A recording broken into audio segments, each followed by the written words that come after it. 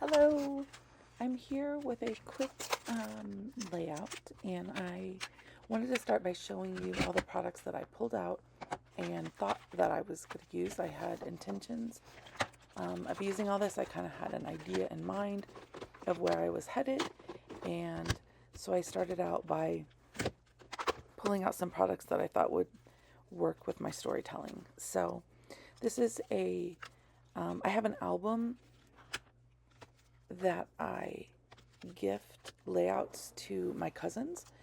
She has 3 young kids and doesn't scrapbook, so she sends me photos throughout the year, and I usually scrapbook them along the way and send them to them for Christmas. And so they had gone to Disney World, and I had this photo of her daughter with the fireworks going off and wearing her little mini ears. And I'm not a Disney aficionado myself, but I did find, if you saw in the beginning, a little pack of vintage Disney, like Mickey Mouse ear buttons that I had picked up for $1 at a thrift store. And so I thought I would use them for this layout. So that is what inspired the whole color scheme. You can see all of the embellishments that I had grabbed from my colored bins there to the left.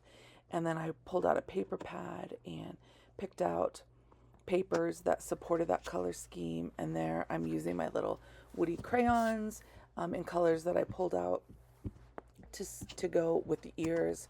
And so I just had this kind of primary color explosion happening, and I thought I would be able to work all of these things in.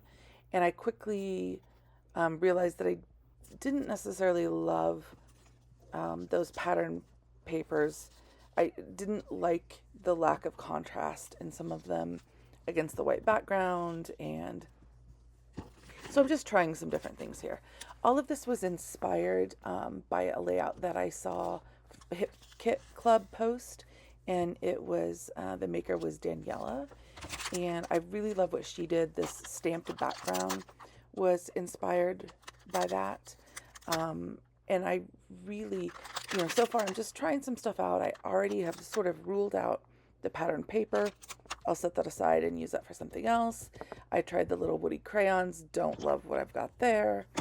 I'm trying to make some bigger dots here to maybe give the buttons a place to kind of rest. But it's a no. So I scrapped it, flipped it over, and went back to what I liked, which was, I really liked this stamping in the background. And I loved what I did with all the different colors around the image. So here I go, just kind of trying to make sure that I've got enough of the background stamping. And I thought, okay, I'm going to add some paint splatters. I think that will help. And you'll see now after that dries and I lay it down, the photo, I love that. I love the simplicity of the black and white photo with all the different colors of embellishments surrounding it. I decided to lift it up a little bit with some double foam, and right here is where I could have stopped. If this was a layout for me, I would have pretty much stopped here. But I thought, well, I have these buttons. This is going to, the family that went to Disney, and the kids will probably enjoy this element. And I did base the whole color scheme off of them, and I wouldn't use them in any other scrapbooking. So I thought, well, I'm just going to keep trying to find a way to make these colorful buttons work. So I wiggled them around a little bit on the periphery of the layout.